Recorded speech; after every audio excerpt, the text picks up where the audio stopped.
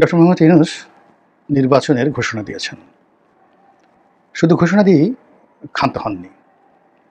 ২০২৬ সনের ফেব্রুয়ারি মাসের দ্বিতীয় সপ্তাহে এবং যে পবিত্র মাহে রমজান, সেই রমজানের আগে এই নির্বাচন অনুষ্ঠিত হবে এবং সেই নির্বাচন অনুষ্ঠানের যাবতীয় আয়োজন করার জন্যে তিনি ইতিমধ্যে নির্বাচন কমিশনকে লিখিতভাবে জানিয়ে দিয়েছেন। এটি বাংলাদেশ জাতীয়তাবাদী দল বিএনপির জন্য একটা বিরাট রাজনৈতিক বিজয় বলে বিএনপির নেতাকর্মীরা মনে করছেন। ফলে বিএনপিতে রীতিমতো খুশির বন্যা বইছে। বিএনপি যারা নেতৃবৃন্দ রয়েছেন তাদের সকলের শরীর এবং মনে বসন্তের বাতাস। সরকারের বিরুদ্ধে তাদের যে অভিযোগ ছিল, ক্ষোভ ছিল, সব কিছু রীতিমতো ওম শান্তিতে পরিণত হয়েছে। বিএনপির শীর্ষ নেতৃবৃন্দ যারা মিডিয়াতে আসেন তারা এখন বলার চেষ্টা করছেন যে সরকারের এই ঘোষণা যুগান্তকারী। এই ঘোষণার ফলে দেশে স্থিতিশীলতা আসবে এবং এই ঘোষণার ফলে নির্বাচন নিয়ে যে আশঙ্কা ছিল, শঙ্কা ছিল, এই সব শঙ্কা আশঙ্কা দূর হয়ে গেল। সঙ্গত কারণেই বিএনপি একটি নির্বাচনমুখী দল, বাংলাদেশের প্রধানতম জনপ্রিয় দল। তাদের জনপ্রিয়তা আওয়ামী লীগের চেয়ে বেশি না কম, এটা ক্ষমতার উপর নির্ভর করে। ১৯-২০ বিএনপি যখন ক্ষমতায় থাকে তারা বলে যে আমাদের জনপ্রিয়তা বেশি, আবার আওয়ামী লীগ যখন ক্ষমতায় থাকে তাদের জনপ্রিয়তা বেশি বলে তারা দাবি করে। তো যেহেতু আওয়ামী লীগ নেই আর আওয়ামী লীগ নির্বাচনে আসবে, অংশগ্রহণ করবে, এটা এই মুহূর্তে বলা যাচ্ছে না। আওয়ামী লীগের যারা নেতৃবৃন্দ রয়েছেন তারা দেশের বাইরে থেকে বলার চেষ্টা করছেন যে আওয়ামী লীগ একটি নির্বাচনমুখী দল, তারা সুযোগ পেলে অবশ্যই নির্বাচন করবে। কিন্তু আমার কাছে সেটা মনে হচ্ছে না যে এই মুহূর্তে নৌকা প্রতীক নিয়ে, তারপরে আওয়ামী লীগের সাবেক সংসদ সদস্যরা বা আগামীতে যারা এমপি হতে চান তারা নৌকা প্রতীক নিয়ে বিভিন্ন এলাকাতে নির্বাচনী প্রচার চালাবেন, প্রোপাগান্ডা চালাবেন। এটা এই আগস্ট মাস ২০২৫ সন, এটা আমার কাছে অসম্ভব একটা বিষয় মনে হয়। এমনকি আওয়ামী লীগের কোনো নেতা, তাকে যদি বলা হয় যে কিনা দীর্ঘদিন কোনো একটা জেলার সেক্রেটারি হওয়ার জন্য বা সভাপতি হওয়ার জন্য খুব তদবির করত এবং একটি জেলার সেক্রেটারি হওয়ার জন্য ১০ কোটি টাকা ঘুষ দিতেও যারা কার্পণ্য করতো না, তো সেই সমস্ত লোকদেরকে যদি এখন বলা হয় যে অমুক জেলার তুমি সেক্রেটারি হবে, তোমাকে উল্টো ১০ কোটি টাকা দেওয়া হবে। আওয়ামী লীগের কে এগিয়ে আসবেন কোন জেলার সেক্রেটারি হওয়ার জন্য আমি বলতে পারবো না। আমি কয়েকজনের সাথে কথা বলেছি, তারা বলে যে না, মরে গেল, এই কাজ আমরা করবো না।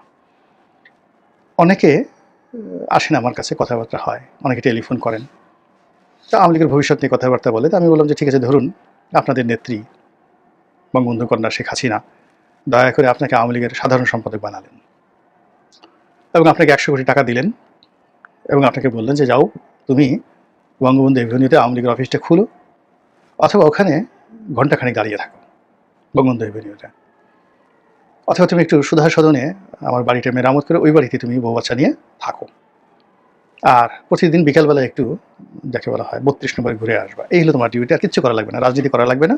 অর্থাৎ তোমাকে ১০০ কোটি টাকা দিলাম, পত্রিকায় বিবৃতি দিয়ে দিলাম যে এখন থেকে আওয়ামী লীগের সাধারণ সম্পাদক অমুক। তার ৩টে কাজ। প্রথম কাজ হলো একবার একটু ঘোষণা দিয়ে বঙ্গবন্ধু এভিনিউতে আওয়ামী লীগের অফিসের সামনে দাঁড়িয়ে থাকা, তারপর সুধা সদনে বসবাস করা। ৩ নম্বরে আওয়ামী লীগের যে অফিস রয়েছে সেখানে যাওয়ার দরকার নেই, ৩২ নম্বরে মাঝে মধ্যে গিয়ে একটু দাঁড়িয়ে থাকা। তো অনেক বড় নেতা আমি দুষ্টুমি করে যখন বলি যে আপনি এই কাজটি করতে সাহস পাবেন কিনা, সে বলে যে না, মরে গেল না। তাই বললাম যে আপনি এইভাবে ঘোরাফেরা করছেন, আওয়ামী লীগের কথা বলছেন, বিভিন্ন মানুষের কাছে জিজ্ঞাসা করছেন যারা আওয়ামী লীগ করে না, তাদের কাছে জিজ্ঞাসা করছেন আওয়ামী লীগের ভবিষ্যৎ কী। তো এই জায়গাতে হলো আওয়ামী লীগের এই অনেক বড় বড় নেতা তাদের অভিব্যক্তি অ্যাবাউট ইলেকশন, আওয়ামী লীগের লিডারশিপ এবং তার সঙ্গে সঙ্গে নিজের অবস্থান। তো সেখানে আওয়ামী লীগ যেহেতু নেই, নির্বাচন বিএনপিকেই করতে হবে। তো বিএনপি যদি নির্বাচন করে এবং যে সকল রাজনৈতিক দল এখন বাংলাদেশে আছে তারা যদি মোটামুটি আসে, তাহলে তো যে কোনোভাবে শক্তিবত্তা নির্বাচন হলে, জনপ্রিয়তা নির্বাচন হলে বিএনপি ২৮০টা সিট তো পেয়েই যাবে। এই জন্য কারা নমিনেশন পাবেন, কারা পাবেন না, কারা ইলেকশনে যাবেন কি যাবেন না, এগুলো নিয়ে গত ১ বছরে যে দ্বিধা ছিল, দ্বন্দ্ব ছিল, সেই দ্বিধা এবং দ্বন্দ্বর পাশাপাশি এখন কে নমিনেশন পাবেন এটা নিয়ে জোর তদবির শুরু হয়ে গেছে। সেই তদবিরে বিএনপি অফিসগুলোতে রীতিমতো চাঁদের হাট বসেছে। প্রার্থীরা তাদের কর্মী সমর্থকদের নিয়ে আসছেন এবং কেন্দ্রীয় নেতাদের গ্রিন সিগন্যাল পাওয়া, লন্ডনে তারেক রহমান সাহেবের সঙ্গে একটু বৈঠক করা, একটু গ্রিন সিগন্যাল পাওয়া, তারেক রহমান সাহেবকে পাওয়া না গেলে তার সঙ্গে যাদের ভালো সম্পর্ক রয়েছে তাদের পিছে পিছে ঘোরা, কিংবা বাংলাদেশে যে সকল শীর্ষ নেতৃত্ব রয়েছেন এই মুহূর্তে যাদের সঙ্গে তারেক রহমানের ভালো সম্পর্ক রয়েছে তাদের দরবারে একটু ধর্ণা দেওয়া, এই কাজগুলো করে যাচ্ছেন প্রার্থীরা। এই যে প্রার্থীদের আনাগোনার কারণে কি হলো, আজকে থেকেই, মানে আজকে আমি যে ভিডিওটি করছি আগস্ট মাসের 7 তারিখে, আজকে থেকে বিএনপির অফিসগুলো রীতিমতো সরগরম হয়ে পড়েছে এবং সেখানে মানুষের মুখে হাসি আর ধরে না। অন্যদিকে বিএনপির অ্যাজ এ হোল সারা বাংলাদেশের নেতাকর্মীরা নির্বাচন নিয়ে যে একটা আশঙ্কার মধ্যে ছিল, তারা ডক্টর মোহাম্মদ ইউনূসকে এমনভাবে বিশ্বাস করেছেন যে তার বক্তব্য তাদের কাছে মনে হয়েছে যে এটা একটা অমীয় বাণী। এই বক্তব্যের মধ্যে পবিত্রতা রয়েছে এবং এই বক্তব্যের মধ্যে সততা রয়েছে এবং তারা ডক্টর মোহাম্মদ ইউনূসকে এখন মাথায় করে নাচছেন। একই সঙ্গে তারেক রহমান সাহেবের যে দক্ষতা, অভিজ্ঞতা, যোগ্যতা, যে তিনি ডক্টর মোহাম্মদ ইউনূসের মতো একজন বরেণ্য ব্যক্তির সঙ্গে রাজনীতির দর কষাকষিতে বিজয়ী হয়েছেন। দ্বিতীয়ত যে তিনি, অর্থাৎ তারেক রহমান সাহেব, তিনি ডক্টর মোহাম্মদ ইউনূসকে তার যে বলয় রয়েছে, রাজনীতির বলয় রয়েছে, সেই রাজনীতির বলয় থেকে তাকে বের করে নিয়ে এসেছেন এবং বিএনপির বলয়ে তিনি ঢোকাতে পেরেছেন। 3 নম্বর হলো ডক্টর মোহাম্মদ ইউনূসের সামনে তিনি যে মূলা ঝুলিয়েছেন, তাকে রাষ্ট্রপতি করা হবে, তাকে নিরাপদে প্রস্থানের সুযোগ দেওয়া হবে, তার যারা লোকজন রয়েছে তাদেরকে পুনর্বাসিত করা হবে। অবশ্যই কথাগুলো হয়তো তিনি বলেছেন। এখানে অবশ্যই এবং হয়তো দুটো ব্যবহার করলাম এই কারণে যে এই কথাগুলো আমি শুনিনি, কেউ বলেননি, কিন্তু এই জন্য হয়তো। আর এই ধরনের একটা শীর্ষ বৈঠক যখন লন্ডনে হয়েছিল, তো সেখানে তো উভয় পক্ষের একটা শর্ত ছিল, সেই শর্তগুলো কারণে দেখা যাচ্ছে যেখানে অবশ্যই শব্দটি ব্যবহার করেছে, যে শর্ত ছাড়া কখনই কোনো বৈঠক হয় না। এখন প্রশ্ন হলো যে বিএনপির এই যে আনন্দ, এই যে উচ্ছ্বাস, এই যে আনন্দের বন্যা, এটা শেষ পর্যন্ত প্রবাহিত হবে, থাকবে, অক্ষুণ্ণ থাকবে? এই চাঁদের হাট কি চলতেই থাকবে, নাকি এখানে অন্য কিছু হতে পারে? মূল ব্যাপারটা হলো যে বাংলাদেশের যে রাজনীতি, এখন সেই পুরো রাজনীতিটাই নির্ভর করছে আসলে বন্ধু রাষ্ট্রগুলোর তৎপরতার উপরে। আমাদের যারা রাজনীতিবিদ রয়েছেন, আমাদের যারা রাষ্ট্র ক্ষমতা এই মুহূর্তে আছেন তারা, অর্থাৎ অন্তর্বর্তীকালীন সরকারের কর্তা ব্যক্তি, এবং আমাদের যারা জনগণ, বিশ্বাস করেন আমাদের এখনও পর্যন্ত স্বাধীনভাবে কোনো কিছু করার ক্ষমতা খুবই অল্প।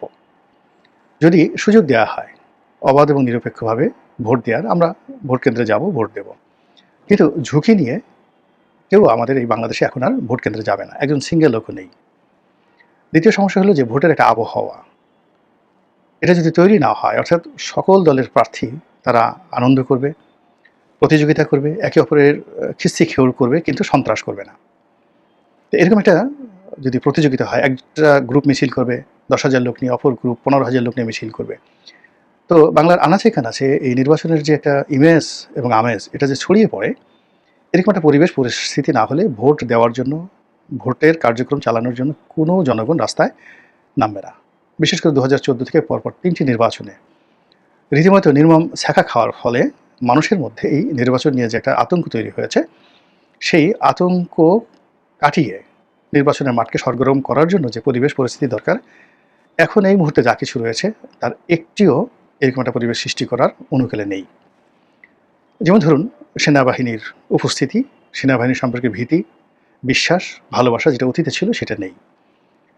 তো যেখানে প্রার্থীরা নিরাপদ নন, যেখানে থানার ওসি সাহেব নিরাপদ নন, ডিসি সাহেব নিরাপদ নন, মিলিটারি যারা কর্মকর্তা তারা যেখানে মবের শিকার হচ্ছেন, যেখানে গোপালগঞ্জের একটা পরিস্থিতি সামাল দেওয়ার জন্য কী করতে হলো সেনাবাহিনীকে, এবং সেটা নিয়ে যে র্যান্ডম দমন পীড়ন, মামলা মোকদ্দমা, হামলা যা কিছু হলো, তারপরে কিন্তু গোপালগঞ্জকে ঠিক করা যায়নি। তো সেই অবস্থাতে কিসের নির্বাচন, কত সুন্দর নির্বাচন হবে, কি হবে, এই বিষয়গুলো আমি এখনও পর্যন্ত কল্পনা করতে পারছি না।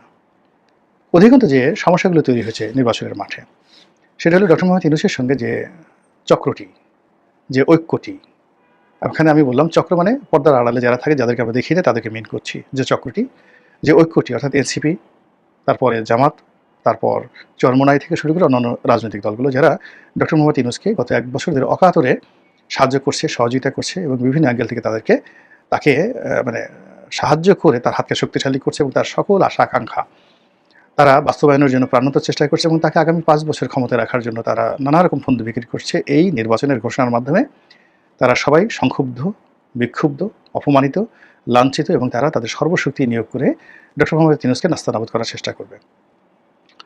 এখানে বোঝার চেষ্টা করুন যে সম্মিলিত রাজনৈতিক দলগুলো এনসিপির নেতৃত্বে তারা যদি এই নির্বাচনকে বয়কট করে, যেখানে সংস্কার হয়নি আমরা নির্বাচনে যাব না, তারা যদি বলে যে আমাদের দাবি মেনে নেওয়া হয়নি, হবে না, আমরা এই নির্বাচনে যাব না, তাহলে চিন্তা করুন সেখানে নির্বাচনে কারা যাবে? বিএনপি যাবে, তার সাথে অন্য যে ২-৩টি দল যারা বিএনপির জোট, বিএনপির বিরুদ্ধে তারা দাঁড়াতে পারবে না।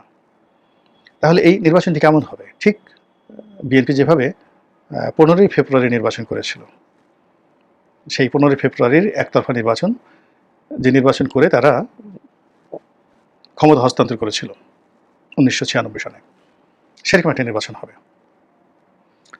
অথবা ধরুন কোনো দল আসলো না, বিএনপি তার যে সকল বিদ্রোহী প্রার্থী রয়েছে তাদেরকে স্বতন্ত্র দাঁড় করিয়ে দিল, তারপরে তাদের যে সকল জোট রয়েছে সেই জোটের সবাইকে বলে যে আপনারা স্বতন্ত্র দাঁড়ান, আপনাদের সিট ছেড়ে দেওয়া হবে।